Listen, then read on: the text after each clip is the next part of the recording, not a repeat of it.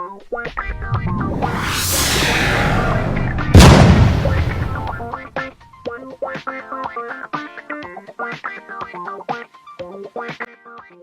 दोस्तों, मेरी गार्डनिंग में आपका स्वागत है।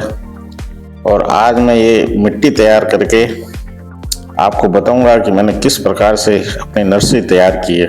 इस पर मैंने बालू रेत ले ली है और साथ में ये मिट्टी है और इसके अंदर ये ऑर्गेनिक खाद लेके आया मैं एक कट्टा। उसमें से ऑर्गेनिक खाद जो है थोड़ी सी गीली है। गीली का मतलब है कि थोड़ा उसमें मॉइस्चर है और इसमें से कम एक तिगारी यानी एक तसला कह सकते हैं इसे, एक तसला मैंने डाल दी।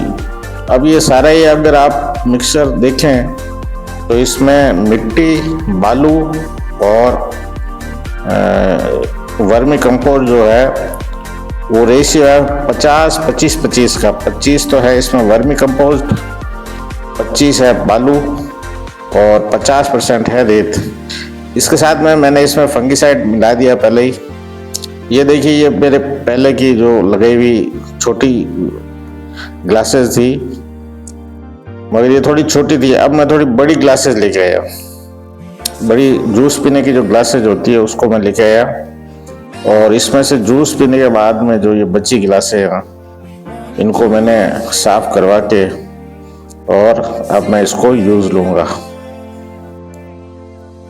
वैसे इस मिक्सर को बनाने में थोड़ा सा टाइम तो लगा, लेकिन इसको मिक्स करने के बाद में ये बहुत ही अच्छा हो गया। देखिए इसके अंदर कितना मॉइस्चर है और इसको हाथ से अगर हम देखेंगे तो हमें पता चलेगा कि वाकई अच्छा मिक्सर तैयार हो गया। बिल्कुल सिर्फ रेत नहीं होनी चाहिए जिससे कि ये पानी को होल्ड कर सके और इसको बिल्कुल अच्छी तरह से मिलाना है। और इसमें से अगर कोई पत्थर कंकड़ हो तो वो दूर कर दें और जितने भी इसके वर्मी कंपोस्ट या अन्य कोई डलियां हैं, ढेले हैं, तो उनको भी हाथ से बिल्कुल ही बारीक कर दें और इस प्रकार से गिलासों में भर दें। और गिलासों में भरते हुए एक चीज़ का ध्यान रखें कि कम से कम ऊपर से एक अंगुली गिलास खाली होनी चाहिए, वरना बिल्कुल भरा हुआ होगा तो फिर आप पानी कहाँ डालोगे।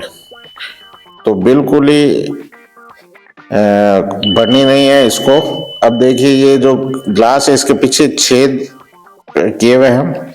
ये छेद मैंने पेचकस गर्म करके कर लिए जिससे कि इसमें फटाफट छेद हो गए, वरना वो अगर मैं उसको गर्म नहीं करता और ऐसे ही मैं छेद करने की कोशिश करता तो ये सारी की सारी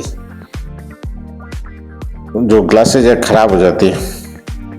तो एक एक करके अब मैं इसको भरूंगा और ये कुछ घर के अंदर मैंने और बनाई है क्योंकि उससे जो ग्लासें भरी थी वो थोड़ी कम पड़ गई थी रेत। तो मैंने और इसमें तसले में मिट्टी बना के और वर्मी कंपोस्ट डाल के और इसको बिल्कुल मिक्स करके और भी मैंने गिलासें भर ली है। और गिलासों में आपको ये ध्यान रखना है कि इसको ज़्यादा गीला नहीं रखना है। अभी हाल फिलहाल भरते वक्त ज़्यादा गीला रखोगे तो ये जो ग्लासेज है इसके नीचे से पानी निकलना शुरू हो जाएगा। तो थोड़ा भुरभुरा रखना है हमें। और बिल्कुल वर्मी कंपोस्ट या कोई भी ढीला हो तो उसे बिल्कुल ही आप हाथ से मसल के और उसको बिल्कुल मिक्स करके अच्छी सी मिट्टी तैयार कर लो। देखो ये गिलासें मैंने सारी भर ली है और कुछ बाहर पड़ी है गिलासें। तो ये एक तरह से ये देखिए ये पूरा बेड मैंने तैयार कर लिया। लमसम ये 100 ग्लासेस या इससे भी ज़्यादा 120-25 के करीब ग्लासेज है और इसमें मैंने अब बीज डाल दिया है। और ये जो छोटे वाले हैं इसमें भी मैंने बीज डाले हैं, मगर ये थोड़े छोटे थे इसलिए मैंने अब की बार ग्लासें बड़ी ली है जिससे कि इसके अंदर पानी भी अच्छा होल्ड हो। ये देखिए 10 दिन बाद में इसमें से बीज निकलने शुरू हो गए और ये 2-2, 3-3 पत्ते निकलने शुरू हो गए इनमें से। ये अलग अलग आप देखिए, ये अलग अलग प्रकार के पौधे हैं। टमाटर है, मिर्ची अभी तक हुई नहीं है, और ये भिंडी के निकल चुके हैं, और बैंगन के भी पौधे जो है निकल करके एक एक दो दो तीन तीन पत्तियां इनकी हो चुकी है। अब 25 दिन के बाद में देखिए ये काफी ग्रो कर चुके हैं, और कुछ निकल रहे हैं। कुछ में क्या हुआ कि थोड़ा शायद मॉइस्चर की कोई कमी रह गई, इसलिए ये धीरे धीरे निकल रहे हैं। एक साथ सारे के सारे नहीं निकलते, मतलब हो जाता है कभी कभी तो एक साथ निकल जाते हैं, मगर कभी कभी उसमें टाइम भी ले लेता है। मगर ये घबराने की जरूरत नहीं है, बीज सारे के सारे आपके उग जाएंगे। और इसको बराबर इसमें नमी बना करके रखो। अब अच्छे से पौधे तैयार हो चुके हैं, देखिए कितनी अच्छी नर्सरी हुई है। उसमें सामने जो बड़े बड़े जो दिख रहे हैं, अब ये 40 दिन के बाद में मैंने इसको आज ट्रांसप्लांट फील्ड के अंदर डालने का समय आ गया, और मैं सारी ग्लासेस जो है जो जमा दी है मैंने।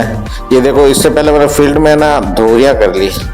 तो धोरियाँ करने का कारण ये है कि हमारे राजस्थान के अंदर थोड़ा पानी की कमी रहती है, तो पूरे फील्ड को पानी मिले एक साथ एक जैसा तो ये पॉसिबल नहीं होता है। तो अब मैंने धोरियाँ कर दी है, तो धोरियों के बीच बीच में जहाँ जहाँ पौधे होंगे वहाँ मैं पानी इसमें आराम से दे दूंगा। ये देखो, पहले भी मेरी धोरियाँ की हुई है, इसके अंदर मिर्ची लगी हुई है, और ये मिर्ची जो है अब काफ़ी अच्छी हो गई है। और इस साइड में ये टमाटर लगे हुए हैं, टमाटर के पौधे भी अच्छे हो गए हैं। ये कम से कम 7-8 दिन पहले मैंने इनको लगा दिया था, जो कि अब जड़ पकड़ चुके हैं। अब इन गिलासों से मैं पौधे निकालना प्रारंभ करूंगा। देखिए, ये जो धोरियां हैं, इन धोरियों से अगर इन धोरियों को बीच में हम कुछ और भी वेजिटेबल लगा सकते हैं, जैसे मूली है, गाजर है, इसका भी ये एक फायदा हो जाता है, क्योंकि वो नीचे रह जाएगी और ये जो पौधे हैं बढ़ कर के ऊपर आ जाएंगे। तो आपको एक साथ में 2-2 प्रकार की सब्जियां प्राप्त हो जाएगी। तो ये देखिए, ये ग्लास जो है, ग्लास से पौधा निकालना कितना आसान है। इसको बस कुछ नहीं करना, थोड़ा सा ऊपर हल्का सा प्रेस करके इसको घुमाना है, और घुमा करके इसको उल्टा करना हाथ पे, और देखना कि ये बिल्कुल ही आराम से आपका जो है पौधा बाहर आ जाएगा। ये देखिए, ये पौधा बाहर आ गया है। बस इस पौधे को आप रख दीजिए, और जो ये पीछे बची जो ग्लासेज है इनको वापस इकट्ठा कर लीजिए। इकट्ठा करके इसको वापस रीयूज करना है। अगर इसको साफ कर लो तो सबसे अच्छा है, क्योंकि इसके अंदर कोई भी अगर बैक्टीरिया वगैरह हुआ तो वो भी हट जाएगा, और इसके वापस नई मिट्टी बना करके इसको हम रीयूज कर लेंगे। तो इस तरह मैं ये सारे पौधे अभी निकाल देता हूँ पहले, और निकाल करके फिर मैं इसमें ये सारे पौधे मैं निकाल चुका हूँ, और सारे पौधे अब मैं ट्रांसप्लांट करूँगा। मैं खुरपी की सहायता से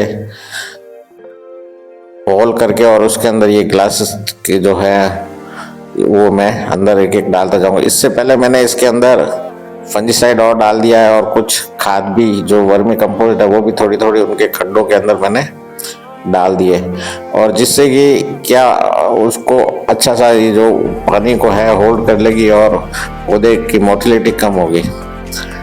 ये देखिए, मेरी पूरी नर्सरी जो है अब पूरी समाप्त हो चुकी है, क्योंकि अब नर्सरी के सारे पौधे मैंने लगाने का निर्णय कर लिया है। अब पीछे नर्सरी रख के क्या करें, अब नई पौध तैयार कर देंगे। तो पौधे जो है वो इसमें आपके बिल्कुल भी उनकी मोटिलिटी नहीं होगी। पौधों को जो पीछे उनका मिट्टी रहेगी वो काफ़ी मात्रा में रहेगी, तो पौधा अच्छा ग्रो करेगा। तो इसी तरह ये जो धोरियाँ हैं, धोरियों के अंदर एक एक करके मैं पौधे लगाऊँ। ये इस साइड में नीचे की तरफ जो है बैंगन के पौधे हैं, बीच के अंदर गोभी के पौधे हैं, और आगे की तरफ जो बड़े पौधे हैं उस तरफ भिंडी के पौधे मैंने लगाए हैं। और बीच बीच में मैंने कहीं कहीं जहाँ कहीं अगर जगह ज़्यादा मिली मुझे, तो वहाँ पर मैंने मिक्स पौधे भी लगा दिए हैं, जिससे कि अगर मान लो कि कोई बीमारी का प्रकोप होगा तो मिक्स पौधों के अंदर बीमारी का प्रकोप थोड़ा कम होता है। एक प्रकार के आप कहीं भी प्लांटेशन करोगे तो उसमें बीमारी होने के चांस और फील्ड खराब होने के चांस ज़्यादा रहेंगे। मिक्सअप इसलिए तो कहते हैं कि राजस्थान में हम जब खेती करते हैं तो हम मिक्स खेती करते हैं, मिश्रित खेती करते हैं। हम जब उसके अंदर ये देखिए मेरे बैंगन के पौधे और सामने मेरे ये बेलें लगी हुई है जिसके अंदर तोर वगैरह आ रही है। और अब मैंने पौधे ये सारे लगा दिया है। पौधे लगा के मैंने उनको थोड़ा थोड़ा पानी भी पिला दिया है, क्योंकि पौधे जो है एकदम मुरझा न जाए, इसलिए इनको थोड़ा थोड़ा पानी पिलाना बहुत ही आवश्यक है। और जब पानी पिला देंगे तो थोड़ी देर के लिए ये हो जाएंगे। और वैसे मुझे अभी इसकी सिंचाई करनी पड़ेगी, और सिंचाई कर दूंगा तो फिर पौधों की मोटिलिटी है जो बहुत ही कम रहेगी, और लमसम आप ये समझ लो कि 0% मोटिलिटी है, क्योंकि पौधे सारे के सारे स्वस्थ थे। तो दोस्तों, आपने जो ये मेरा आज का वीडियो देखा है, इस वीडियो के अंदर आपको देखने के लिए बहुत बहुत धन्यवाद। अगर आपको ये वीडियो मेरा अच्छा लगे तो आप सब्सक्राइब जरूर करें और लाइक और शेयर भी करें।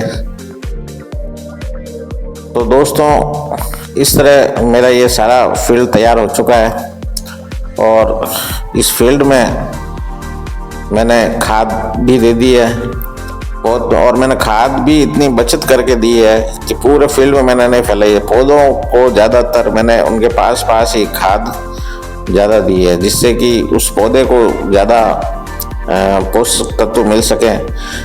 वरना होता है कि पूरे अगर फील्ड में मैं फैला देता तो खाद भी ज़्यादा खर्च होती है और ज़्यादातर खरपतवार ज़्यादा होता।